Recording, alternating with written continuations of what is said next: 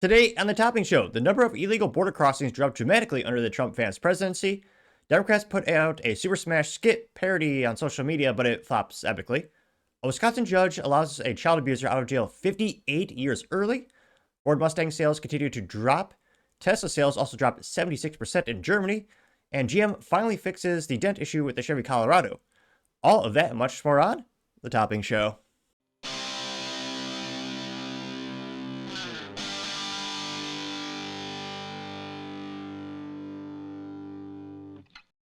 Thank you, everyone, for taking the time to tune in today. Today's episode of the Topping Show is proudly sponsored by Topping Technologies. Topping Technologies is an IT value-added reseller and services company with a special proficiency IT security. Heck, I see their founder at least twice a day. Gotta say he's quite handsome and brilliant. He's me, you see, that's a joke. If you're an IT leader or business owner, you can reach out to the team at sales@toppingtechnologies.com. Also, still giving away a free Flamethrower with every IT purchase. Yes, of course, it does come with a fun Picatinny rail adapter, so you can mount it to any standard AR-15 like all awesome accessories can be. Go to toppingtechnologies.com and click the Flamethrower button to learn more, or click the URL in the video description below. Lastly, trying to get to 5,000 subscribers by the end of the month, so if you can click that button and tell your friends, I would greatly appreciate it. Now going over to the business part of the podcast, unfortunately, Ford Mustang sales continuing to drop. And when I say the Mustang, I mean the real Mustang, the good one, because of the gas engine and a manual transmission, not the Ford Mustang E-Mach, which is sad, but they're selling more of the E-Machs than the actual real Mustang, as that's how much the icon of American automobiles has fallen. Now this comes to us thanks to Motor1.com, which they say, quote, Ford Mustang sales are tanking. Sales of the last remaining muscle car are dwindling as its all-electric crossover-shaped sibling grows, which, there you can see the, kind of hit or miss the redesign every couple of generations of the Mustang, but, it's kind of grown on me. It's not, it's not too terrible, so to say. Now, this is, again, credited to Brian Silvestro, who's a writer over at Motor1.com. He says, quote, the Ford Mustang isn't doing very hot right now. Sales of the last remaining muscle car have nosedived so far in 2025, falling, 36.4% in January and 32.2% in February compared to the same months of the previous year, according to numbers released by Ford. They say the Mustang is no longer a big seller at Ford. In the first 2 months of 2024, the company just moved, only 7,806 units. But this year, the number is down to just 5,191 units, a decrease of 34.2%. Sales of the gas-powered Mustang are so bad, in fact, that the all-electric Mustang E-Mach is currently outselling it. Ford moved 6,841 of those crossovers so far in 2025. Now they say, quote, there are a litany of possible reasons for the Ford Mustang's decline. The most obvious is cost. The base EcoBoost coupe starts at $33,515 with destination. They say, while that sounds reasonable, really? I mean, again, well, no, actually, I was about to say apples to oranges, but Honda Civic Si, also a four-banger, or AKA has 4 cylinders, also a stick shift, great vehicle, and statistically speaking, you'll get to work more often if you were to drive a Honda Civic Si in comparison to a Ford Mustang. So yeah, 33,000, yeah.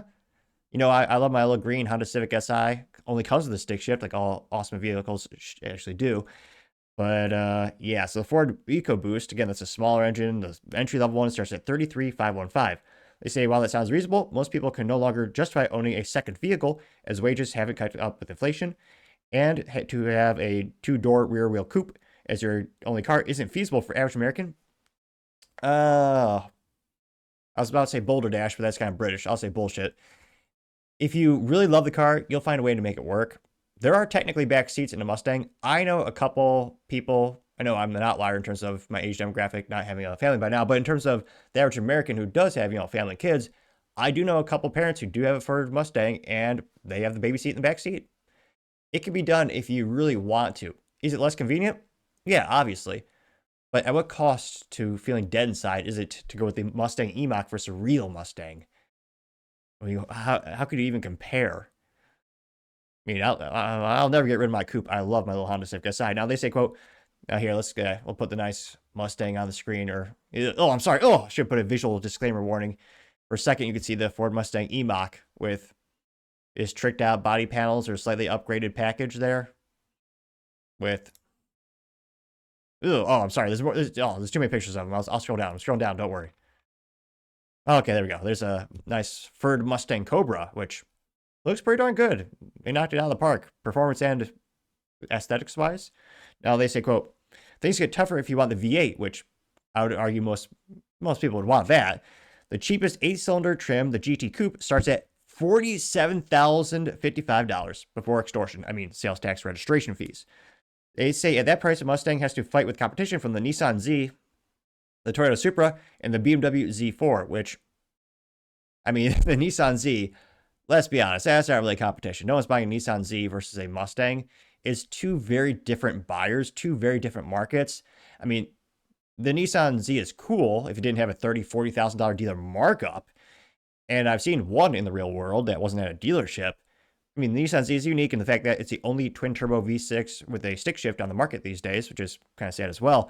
But I honestly don't think those type of sales are pulling away from the Mustang sales. I think it's just the general price point. Again, $47,055. Now they say, quote, then there's the weather. The drive points out that the U.S. has had an exceptionally cold first 2 months of the year. Low temperatures don't exactly tempt people to visit dealerships, nor do they entice customers to buy new cars or sports cars, which, I mean, again, if you're really an enthusiast who's buying a Mustang, I mean, you're going to get to the dealership. It takes very little effort to take. I mean, you could even just take an Uber to get there if you don't want to drive another vehicle to get there. I don't think that's the main reason why people aren't buying Mustangs right now. It's not the weather. Now they say, quote, a return to the Shelby GT500 could be what makes the Mustang sales need to bounce back. Rumors of the next trim level coming for 2026 swirled earlier at what looked like a leaked document from the UAW revealed plans to produce a supercharged V8 called the Legend for the upcoming GT500. The rest of Ford's portfolio isn't doing much better. Sales of the Explorer and Expedition are down 25% and 34%, respectively. Sales of the Maverick, the E-Series van, and Transit vans are down year over year, too. I don't know if it's coincidence, but they did also increase the MSRP and the cost of the Maverick. It was selling like hotcakes when it originally came out, I think in part because of a very aggressive price point. They note that the F-Series lineup are up 17.3%, although sales of the F-150 Lightning, that little thing, are down 15.1%. They say that overall the Ford brand is down 7.4% in 2025, which, yeah, I think the biggest issue is really people not having as much income as they would like, cost of goods, cost of life increasing. They didn't mention that, but also the big elephant in the room, interest rates, which again is also not just slowing down the automotive community, but also, housing as well. When people are looking to buy a house, I mean, when a car or house has a 7% interest rate, I mean, great, I'm so frugal, even I would cry at like a 4% interest rate. But yeah, that's a pretty big reason not to buy an extra vehicle or a more premium vehicle in general. Now, in terms of competition, they should be selling more in terms of, I mean, you used to have the Chevy Camaro, which used to be, pretty cool sports coupe, got the stick shift as well. You used to have a nice V8 until GM killed it yet again, which they've done multiple times throughout the company's history. So there's no Camaro anymore. That's dead. So if you want a muscle car, you can get the Charger. I can't say that with a straight face because the new Dodge Charger is going to be an EV, or you can get it with a straight 6 turboed, which they put in every one of their vehicles, which, anecdotally speaking, with local Dodge dealerships, aren't that reliable and aren't that great, with a very, very high failure rate. It's not a muscle car if you don't got. As an ancient philosopher, I think once said, there's no replacement for displacement. I don't think this is Confucius. Was it Carroll Shelby? But in all seriousness, when you're buying a muscle car, you usually want a big old engine, and if you're buying a Dodge, you want the Hemi. Nothing wrong with the straight 6 twin turbo. Shoot, BMWs make great stick shift 6-cylinder engines in platforms for years. But yeah, for a muscle car, you really want the good old V8. I mean, it was ghastly enough that when they started coming out with a V6, Camaro all those years ago. Same with the Ford. But I mean, now you can have pretty much whatever you want. You got the 4-cylinder, 6-cylinder, 8-cylinder, which I think is good for portfolio diversity and getting different buyers, especially the ones that are more entry-level buyers, and then graduate to buy more expensive vehicles later in life. But yeah, it's sad that Tesla or that these time-proven, tested vehicles, the whole muscle car era might be coming to an end. I mean, God bless Jim Farley, the CEO of Ford. He's pretty adamant about always making a V8 with a stick shift and a affordable sports car for the American public. So, and he's a driving enthusiast. I think he's going to keep this around as long as possible. But it's going to be harder and harder to explain that to the board of directors and shareholders when you start to lose money on these vehicles. Again, this is it is getting to really low volume of units. I don't know how much longer they can realistically or viably, how much longer this could be a viable product line. I mean, to Ford's defense, they've never canceled the Mustang. I mean, GM and Chrysler have canceled their products or their muscle cars throughout history, and they've brought them back. I mean, the Mustang is so iconic. It's really hard to imagine a world without it. Hopefully, the economy picks up and people have extra disposable income in the United States soon. And maybe that spurs more of the folks that go out and buy these. But it looks like the Mustang pony might be a little bit sick, but hopefully it gets a little bit better soon. And anecdotally, do you know anyone who's bought a Mustang past year or two? I mean, they're great fun vehicles, not just for crowd control at car shows, although you should probably be extra careful to see one. But let me know your thoughts in the comments, because as always, be fascinated to hear what you have to say. Other interesting business news, you have Tesla crashing their sales by 76% in Germany as the competition heats up, and, well, let's be honest, controversy with Elon heats up as well. Now, this isn't by any means financial advice. I mean, hindsight's always 20/20 when it comes to investing, but the Tesla stock is, it's also hurting quite a bit. Now, I don't think this is directly correlated to the performance in Germany because, again, globally, that's not the largest market for automobiles. So, again, I don't think that even if they lost all the market share in Germany, I don't know. I think that would have a relatively negligible impact on their overall sales. Now, going to their stock, and oh, dear God. Oh, geez. It's on ultra discount right now. It's currently trading for, and granted, by the time this video is rendered and uploaded, it'll be different. That's what the stock market does. It's currently trading for $260.64 per share, which, again, is still too rich for my blood. That's a lot of money. It's like half month's groceries or something. But yeah, it's a pretty penny. But compared to what they were a year ago, I mean, shoot, what did they peak at? $463.02? No, what was the peak? $488.54 per share. Which, yeah, let's round that up to $500. So it went from $500 to about $260. Year to date, they're down 35%. In the past 6 months, they're actually still up by 23%. But the real pain is when you look at the past 60 days, the past month, they're down at 30.42%. That is a painful graph for historically a company that has been, I would say, well, I don't want to say one of. It is the most successful electric automobile company ever. I mean, Elon made a profit on EVs that was, in historically speaking, impossible. Quite literally achieved the impossible. One of the best IPOs ever. IPO'd at, I believe, $17 per share, and the stock's been split twice. I mean, again, still 5-year growth. Jeez Louise. 5-year growth is still 456%. It's still crazy good. But, yeah. And Weissman won't say buy low but sell high. Again, not financial advice, but shoot, I mean, if I was a multimillionaire, maybe I'd buy a couple single stocks like this. But it's like, as long as Elon's around to maybe turn the company around. But also getting more and more controversies, Elon's got involved in politics. Now, going to the specific article, Yahoo Finance, which somehow still in business. They say that, quote, Tesla sales plunged 76% in February in Germany. This is also credited to Reuters. And you can see one of the Tesla buildings right there. Now, diving into the specific article, they say, quote, Tesla Germany sales fell 76% in February to just 1,429 cars. They say that's a steeper decline than the one of 60% in January. According to Reuters as well, the data show that Tesla suffered a major sales decline in Scandinavia as well as France. Time will tell to see if they can turn it around. Now, again, this is not financial advice. Yeah, it's not looking good at Tesla right now. Now, again, one of the big issues as well when it comes to EVs is the financial subsidies. A lot of people are buying EVs, especially in the U.S., because the government will give you a $7,500 tax break, which is pretty penny to say the least. I mean, I don't know how many automobiles are viable in general in the automotive community for the EV divisions if that incentive mechanism doesn't really exist anymore in the United States. Now, going to some top comments, they say, Ted says, quote, they released a new Model Y in China 3 months ago, but new is just the same car with different headlights, and their sales fell 51.5% in February in China. This isn't just Elon. These cars are poor quality with zero innovation. That's part of why they're failing. Vroom says, quote, Tesla's valuation is still absurdly high for their business. They won't be selling any cars soon. It won't be possible to wash the I spelled it right, or pronounced it right the first time. The Mustang off their products, getting 7 upvotes and 1 downvote. Let's see.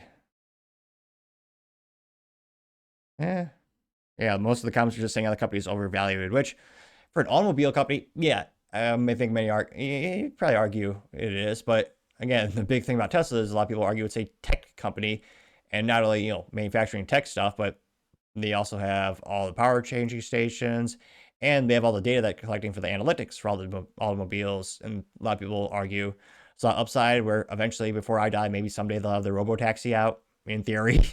And maybe if I have family and grandkids, maybe then the Roadster will actually, maybe they'll be able to enjoy the Roadster, which has been speculated. And, Elon's been saying he's been working that for years. So we'll see what happens for Tesla, but not great news. Their sales plummeting, not good news for the stock. But let me know. I mean, shoot, the company's bounced back multiple times, historically speaking, when it comes to all the stock prices. Do you think now it's time to buy? Let me know, because as always, be fascinated to hear what you have to say. Now, going over to the cultural part podcast, you have a Wisconsin judge letting out a child abuse. Oh, wow, they let a child abuser out of jail after just 2 years, also known as letting them out of jail 58 years early. Which, yeah, this is yet another reason to be actively involved if you're able to participate in elections for local judges and police, municipalities, all that kind of stuff. Because, yeah, she's now running for the Supreme Court of Wisconsin. Yeah. Yet another, as if you needed yet another reason not to live in Wisconsin. Here's one more. Now, this comes to us thanks to Libs at TikTok. Now, she says, quote, a convicted felon, and again, cover your ears if you have children listening. I'm going to slightly alter the vernacular on the post so it's moderately family friendly. So they say, quote, a convicted felon abused a 5-year-old in an adult fashion, multiple times. Liberal judge Susan Crawford could have put him away for 60 years, but she let him walk after 2.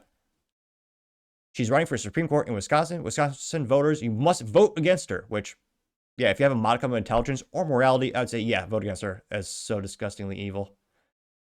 2 years? That's it? Again, you know my opinion. There's some states that are doing it right. I believe not just Florida and Texas, but I believe Tennessee, was it 3 to 4 fiscal quarters ago? They voted, again, it's not mandatory, many argue it should be, but they voted to allow judges the option to prescribe or to give out the death penalty for people who abuse children, which I would argue of all the things that would qualify for death penalty. Yeah, definitely put that up there. Now, without too much further ado, it's about 30 seconds long. This is Curtis O'Brien, a convicted felon. He sexually assaulted a 5-year-old Wisconsin girl multiple times. Judge Susan Crawford could have given him 60 years in prison, but she let him walk. 2 years in prison. That's it. While his victim lives with the scars forever. She even let the predator live across the street from an elementary school. That was Crawford's choice. Another dangerous decision from Susan Crawford, putting all our kids at risk. She's just wrong for Wisconsin. I was going to say, it's probably one of the most effective political ads I've seen in 6 months. Gets the point across. I mean, I've heard of being soft on crime. I mean, I'm shoot, just like the state of California, eh? But Jesus. That is insane. This should have got more viral. Maybe it's just because people are so desensitized to blue areas doing this more and more.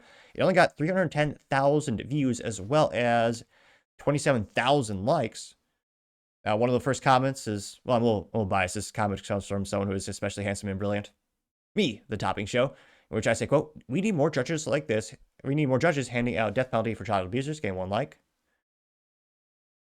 You also have Denise Crabtree saying, quote, there's only one way to deal with these people, legal eradication. Judges and politicians too.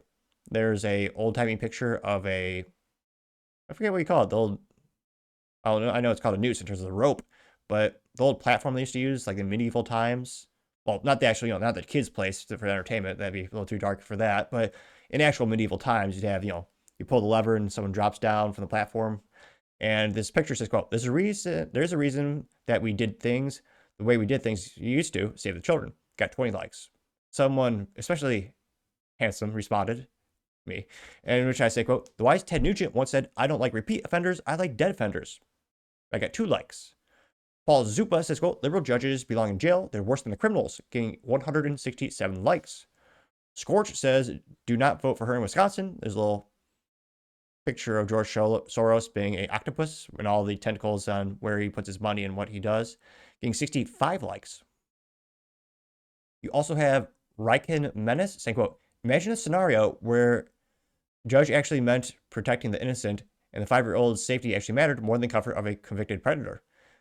Getting 52 likes. Let's see here. Scorch also says the judge needs to be in jail, and it's a iconic Steven Crowder table But the poster board's been changed to say Democrats are scumbags. It changed my mind, gained 22 likes. Frank Picone says, quote, these are the exact types of judges that Soros wants in Wisconsin, which is why he's investing large amounts of money there. Getting 35 likes. True. Crazy Vibes says, quote, stop calling them minor attracted persons. They're pedos who, again, try to keep it moderately family friendly. They take advantage of children. There's a picture that went viral a couple of months ago in which you had two men who got married and they were gay and they adopted two young boys and they hurt them and facilitated others to hurt them as well. And unfortunately, they didn't get the death penalty like they should have, in my opinion. They got 18 likes. Red Always says, quote, vote against her. She should be in prison along with the guy who only got 2 years, getting 25 likes.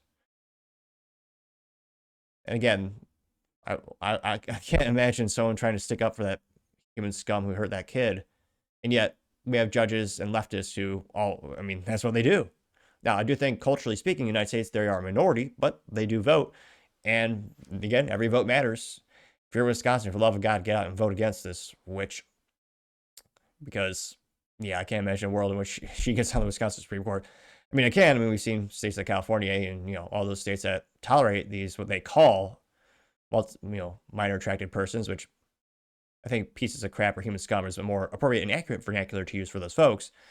But yeah, yet another reason not to live in Wisconsin, I guess. But yeah, definitely get out and vote and let your friends know this person's name is on the ballot. And shoot, if you don't know who's running against them, go ahead and primary them yourselves when you see these things happening. I mean, let me know. Do you think this person, again, George Soros has a lot of money, so is Elon. Maybe Elon will throw his resource allocations behind some of the folks that are primarying this individual or running against them. But what do you think will be the outcome? Because let me know in the comments. I'd always be fascinated to hear what you have to say. Going over to the political part of the podcast, you have illegal border crossings crashing under the Trump Vance presidency. Now, you have this being posted by Rapid Response on X, in which he says, quote, don't need a bill, just need a competent president. And then you see the historic illegal border crossings from the year 2000. And it says, quote, historical illegals crossing in the U.S. southern border since 2000. And you can see that huge graph. And, yep, it was kind of trending down for a couple of years. It went really down Trump in his office. Then, skyrocketed to the moon when, Biden and Harris were in office.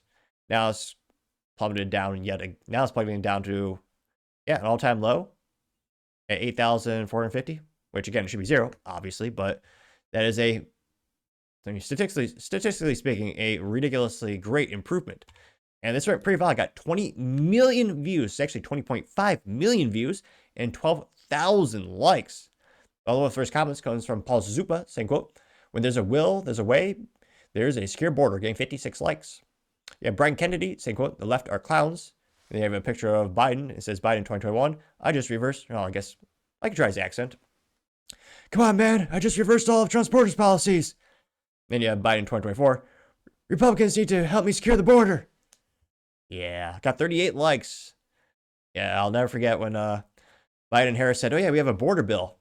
Yeah, that was a Ukrainian funding bill, and it was not a border bill in any way means possible. The smallest amount of money, again, the most amount of money we've gone to Ukraine, which is ridiculous in and of itself, but it comes to the quote unquote border bill. Yeah, that money was for border processing resource allocation. So hiring more people to actually process folks breaking into the United States, not actually defending the southern border or, building actual, physical infrastructure to stop it. So, was this example number 9 billion of, bills in Congress and, not being in any way correlated or more accurately the antithesis of what they actually do in terms of vernacular and name. You also have Sarah Smith says, quote, let's not forget what Biden did. It says, quote, this is an article from the Daily Mail saying Biden's administration admits flying 320,000 migrants secretly into the United States to reduce the number of crossings at the border has national security vulnerabilities, gained 138 likes. Crazy Vibes says accurate, and it says, quote, mass invasion of country is an act of war. A government failing to protect a country is an act of treason, getting 95 likes, which, our government used to protect us from, invasions and bad guys. I mean, you literally have Venezuelan gangs taking over apartment complexes in Colorado when Biden and Harris were in office. I mean, why do we pay taxes again? They certainly don't protect us. I mean, I guess for our money to go to Ukraine, that seems to be where most of our money is going lately. We had $180 billion. I'll never forget that. Scroll down more and more. You have Crazy Vibes reposting something by James Woods saying, quote, why in God's name are we having to negotiate with our own government to obey the law? We have laws for illegal immigration. Anyone who breaks the law or enables another person to do so should be deported or imprisoned respectively. Why is this a concept so damn difficult to grasp? Getting 95 likes. Well, some people want to destroy America, reshape it. And Mark Cood saying, quote, not only did President Donald Trump prove Biden didn't need Congress to close the border, but President of the United States showed us the invasion was international, which is very dark. Why did the Biden and Dems do this to the United States? Why were Laken Riley and many others sacrificed? Very sad, getting 59 likes. And she is a sad case where she had it's a very successful person with a lot of life left who is aspiring to be a doctor, and an illegal killed her. So again, statistically speaking, that's one of the biggest drops ever in the past 20 plus years.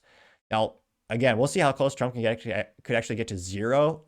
I don't know if that's realistic, but I think we can get there pretty darn close, especially as we actually start to build an actual wall as well, or more accurately expand upon the walls that have been built thus far.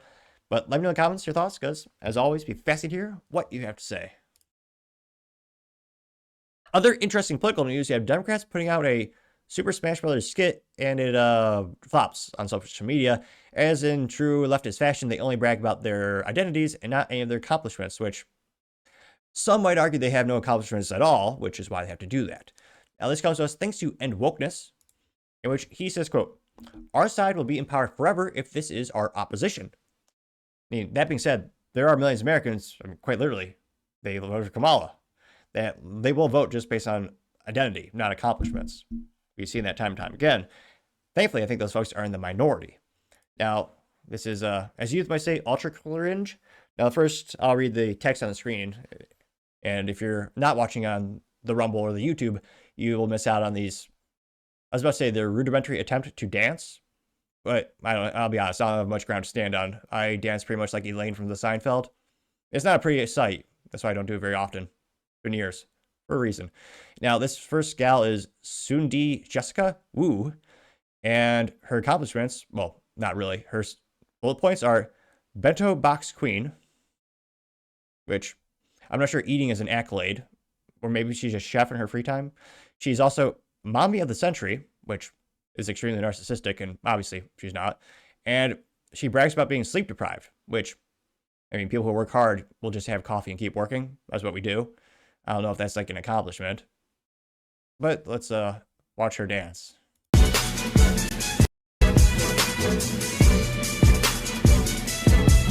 Now you have AOC. I thought she was having a spasm. I thought she was having a seizure. She's actually trying to dance. Now, her bullet points are New York's 14th Congressional District, youngest woman and Latina, which I'm actually surprised. A couple years ago, she stopped using the bullcrap leftist Latinx or Latinx, which is obviously mentally vacuous and stupid leftist woke crap. Ask any Hispanic person, they'll laugh at you and say that's crap. Yeah, no one in my family has ever used those words, and my whole family, or my mom's side of the family, is all from Cuba. No one uses like Latinx crap. And she also brags about, what is this? So she's youngest woman and Latina to be elected to the House, and then she's a Trekkie, which, yeah, zero accomplishments, but she's a Trekkie. Which, I'm not sure why you're so passionate about Trek bicycles. They make an exceptional bicycle. I know they have some really nice carbon fiber bikes, and they're pretty expensive or premium. Some even are made in the USA. And Trek makes some good, mountain bikes. I'm not sure why you'd be so passionate about a specific brand. Maybe their sponsor.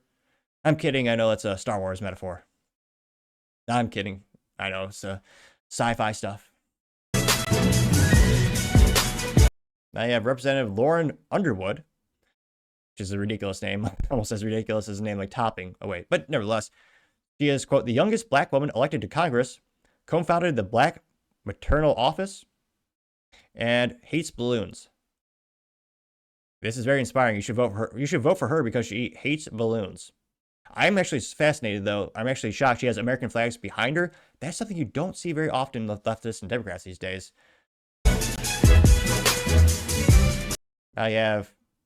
Geez, are they shopping at Marin's warehouse? Who's doing their outfits? Again, this isn't a fashion show, but they look rudimentary to say the least. Now this is Representative Catherine Clark. She's the House Minority Whip, but epic fail. She's not even wearing a whip. She doesn't even have one on her hip. How do you not have a whip on your hip? And where's your Indiana Jones outfit if you really are the Minority Whip? Epic fail for marketing. Now, she also brags about Massachusetts 5th Congressional District. She brags about not into the hair dye, which that is actually very unusual for a leftist or a Democrat. Usually they prop up about 58% of all hair dye sales in the United States and are approximately, I'm pretty sure they contribute to 58% of China's hair dye economy. So you're actually not into the hair dye. Interesting. And we'll continue to let her have her seizure or try to dance. I have, whoa, it's too many crazy leftists. Representative Judy Chu. Now she's California's 20th Congressional District, first Chinese American woman elected to Congress. And then she describes herself, or she has a bullet point that says, too sweet. Which, again, that's not very, that tells me who you are, but why would I vote for you again? Why would I care? You're too sweet. What does that even mean? It's just terrible marketing. Oof. I have Representative Jasmine Crockett, who consistently will cheer for every other country in the world except the United States, and is a lot of people are saying maybe she's the next big thing for Democrats. Which, she's as intellectually and she's as intellectually competent as Kamala Harris, and probably has the same I would say she has the same track record of accomplishments as Kamala Harris. I think that's accurate. Maybe she will be the next big thing for the Democrat Party.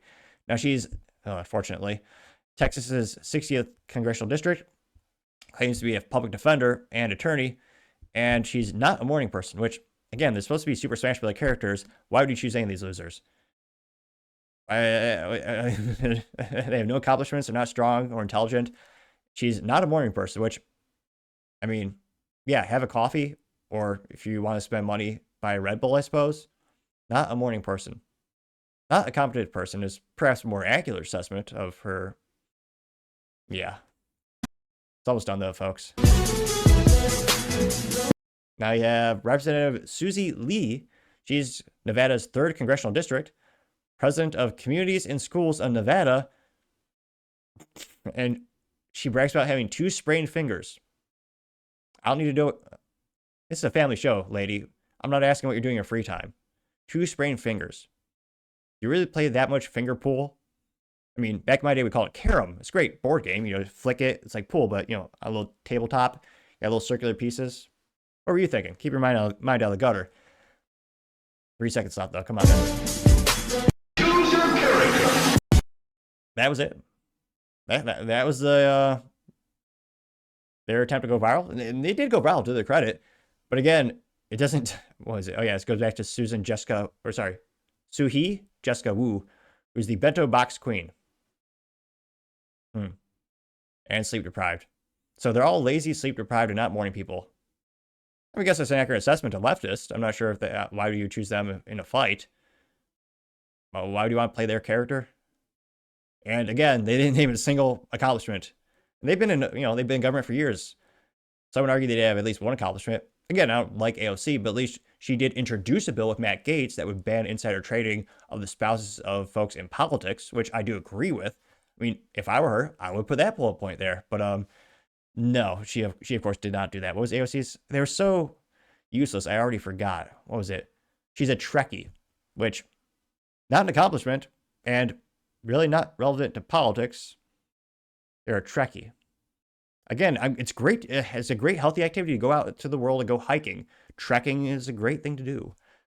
But yeah, I think most people would say, epic fail. Now, it did get 2 million views, again, on End Wokeness alone, and also 17,000 likes. One of the first comments comes from Libercat Media TM, saying, quote, changed my mind, and it's a meme, saying, quote, liberalism is a mental disorder, getting 89 likes. Roy Reaper says, quote, they think they're all actors now. Stacey Abrams started a production company. Michelle and Barack are on Netflix with Susan Rice and Valerie. Kamala has a Hollywood stint, and Joe Biden got a Hollywood contract. Now Democrats are constantly involved in productions. Have they not figured out? The American people have figured out this is just pretending. They have no substance. I choose my fighter for the nation. His name is Donald Trump. Gained 108 likes. Or sorry, 102 likes, but I made 103. Which, yeah, also, if you look at who people respect, yeah, it's not a lot of people respecting actors these days or actresses. Paul Zupa says, quote, they make things way too easy, getting 202 likes. Brianna Murillo says, quote, so you're saying they haven't learned. getting 124 likes. Gypsy says, quote, too funny. It says the Democrat Party explained in one person. It's a old gal, probably about 85 years old with short purple hair and eyeglasses as thick as a SUV. Yeah, I believe she's a Democrat from Connecticut. Yeah, obviously a radical leftist, but important purchaser from the hair dye community. Again, they prop up some parts of the economy. That also got 32 likes. You have someone who did use a little AI to make Elizabeth Warren or Pocahontas look a little bit more ridiculous than usual, which is saying something. This person is eGuy55 says chief running scam is a secret character. Which, interestingly enough, of course, she never gave the money back for the scholarship she got because she lied and said she was Native American. And she got some advantages in life because of that. But of course, she never apologized or, paid, as she would claim, actually pay it back for ripping off college. Arguably, you could argue that college is a ripoff in general, but nevertheless, that got 550 likes. Nick's Dank Memes, A+ Marketing, they did in fact respond in MMA forum, says, quote, these children need to be sent home. And it's a gal of a car saying, quote, guess what? We're done being governed by over-emotional theater kids. Gave 478 likes. Yep. Yeah, Robert the Builder says, is it just me? And it says, WTF, Texas. And yeah. You have Dan Crenshaw, which interestingly wants to kill Tucker Carlson, supports insider trading and red flag laws, which, yeah, he pretty quickly fell from favor. Dan Crenshaw got a lot of accolades because, again, he's a veteran, and people on the right, historically speaking, support veterans more than on the left. So he got a big leg up for that. That's, to me, that's how I first learned about him. He's a retired Navy SEAL. That's kind of what really propelled him, I think, to the forefront, culturally and politically speaking. And you have Jasmine Crockett. And then you had, I forget the guy who asked, who was loud and bombastic during Trump's State of the Union, which he actually did get censored. Now that got 291 likes, and yeah, someone needs to primary Dan Crenshaw and get him out of politics. He needs to be retired. Let him do something else, because yeah, he supported red flag laws. I thought you were an American. You want gun confiscation without due process? When asked, got 271 likes. Sandra Lotus says, quote, all I see when I watch it is Democrats holding a paddle that says, I hate America, getting 187 likes. Matt Vance says, quote, they lost so bad, will they ever learn? And it's a map of the United States by county basis from the last presidential election, in which everything but the cities are, everything's red except for the shitties. Yeah. Even, as crazy as it sounds, even California. That's how much the country has shifted politically and culturally speaking in the past 4 years. A majority, again, this is by district, or county by county, a majority of California voted for Donald Trump. Now, again, because of the cities, and interestingly enough, the states that don't check voter IDs, yeah, they still went blue. Now, that got 106 likes. Someone has, that's kind of funny. I have a picture of AOC. It says, it's her name broken down. It says, another obnoxious communist getting 5 likes.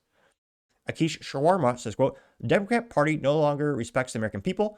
They behave like they are campaigning to attract retards, which is truly disgusting, getting 64 likes. Kelly says they're trying to stay relevant. They are not to be taken seriously, getting 72 likes as well. Well, I'll make it 73 likes. Andrew McCowan says this appeals to no one. The Democrats are childish and embarrassing, getting 67 likes. And again, I think identity politics in general are decreasing in popularity. I don't think that methodology of campaigning is really effective anymore. Like, again, historically, it used to be. They got a lot of donations, a lot of money doing that. Same with race-baiting politicians. And historically speaking, that did work. But I think Americans are fed up with that. I'm hoping, every American should vote based on competency, track records and ideas that candidates have. And I think that's going to continue to track in that direction. But let me know your thoughts, because as always, be fascinated to hear what you have to say. And going over to the business blunder of the day, you have the Chevy Colorado, so cheaply made it gets dents from the car wash, but GM is finally fixing it. Now, this comes to us thanks to thedrive.com, specifically Nico, who's a writer over there. And they say, quote, General Motors fixes Chevy Colorado roof problem so car washes don't dent it. Which, yep, that was a real thing. They say, quote, with dealers having to fix one dented roof after another, GM just started to apply the same remedy to new trucks from the factory. And there you can see I was going to say, that's dangerous for Chevy Colorado to do. It's about to go through a car wash, which means it will get dented. Because they're built that poorly, and because the government forces them to, I will explain. Now, they say, quote, Since the third generation Chevy Colorado launched in 2023 model year, some owners have noticed flexing and dents in the roof. Interestingly, each instance occurred after going through automatic car washes. The forces of the air dryers apparently caused enough flex in the roof panels to cause small dents. Wow. They say it only happened to the trucks without sunroofs, and GM eventually issued a service bulletin to fix the customers under warranty. Now, to GM authority, they say Chevy is fixing the roofs from the factory so future Colorado owners can drive through car washes worry-free. The issue is commonly called oil canning, which is a perceived waviness in a flat metal panel. It's not a structural issue as it only affects the sheet metal. It's not like Colorado's with dented roofs would be any less safe in a rollover crash. However, it looks bad, and on a brand new truck, that's disappointing. To fix the issue, Colorado's with affected roofs, dealers will remove the interior headliner and install 5 strengthening patches to the underside of the roof. Then they'd install a longitudinal metal strengthening bow to help stiffen the entire roof panel, along with vibration dampening material. Wow. They say now that exact fix is being installed on new Chevy Colorados and GMC Canyon, which, again, same vehicle, different badges, before they leave the factory. Any Colorado or Canyon built after February 3rd will have the fix. Any truck built before then is now eligible to have the fix installed to prevent any denting from happening if it hasn't happened already. If denting has already occurred on older trucks, the paint or body work is needed, the fix will be done first. It's unclear if GM will reimburse customers who may have already paid to have the dents fixed on their own before the factory fix was announced. He also note, quote, it's unclear how GM is going to handle owners who previously had the roof repaired but saw dents after going to the car wash. Colorado owners on Reddit have complained about the roofs denting again, even after being fixed by the dealer. Furthermore, some owners claim that the paperwork from the dealer says that any roof dents that happen after the fix aren't covered under the warranty. So if it happens again from the fix not working, owners are supposedly left behind the check. Now, there's a factory fix, though, and GM might change its tune when fixing existing owners' trucks, which, yeah, it sucks. But also, one of the reasons this happens is because one of the easiest ways to increase the fuel efficiency of a vehicle is decreasing the weight of the vehicle. A good rule of thumb with traditional gas engine vehicles, every 100 pounds you can take out of weight of the vehicle usually increases fuel efficiencies by 1%. And the reason the metal is so thin on the roof is, well, that's again an area that's not really used too much by the driver. And if they make it a little bit thinner, it decreases the weight and everything adds up in the aggregate, especially when you're trying to cut weight. And yeah, again, I always joke that I say car companies don't make cars for you, they make them for the government, because they really do in terms of there's so much overregulation. The automotive community is criminal. And again, pretty much every decision they make on every point of the vehicle is to the government's appeasement, not for you and I. There's a reason there's less stick shifts and big engines these days. Is I would say not the main reason is not because of lack of consumer demand. It's because the government is kneecapping them left and right with fines and all that, and all those mandates. So again, sometimes going too far leads to things like this where it blows my mind. Just the air dryer the air from a car wash causes dents on the vehicle because the metal is that thin. And again, people already make fun of GM for, on average, not making the most reliable vehicles out there. So I already have that going for them. And this just kind of adds insult to injury. Now, again, it's good that they're going to replace this. And this isn't, a life or death situation. So it's not the worst recall we've covered on the show, obviously. But again, GM having metal roofs so thin that wind can dent it. Gotta say, General Motors, that is certainly the business blunder of the day. Thank you, everyone, for taking the time to tune in today. Again, try to get 5,000 subscribers by the end of the month, so you can click that button. I greatly appreciate it. Also, give me a thumbs up, thumbs down, or comment. It's a great way to give me some additional feedback, letting me know how I can make the show better and better. Lastly, don't forget to take time to tell your family, tell your friends, tell your coworkers, heck, tell your enemies, anyone and everyone. Just stay safe and fight the good fight.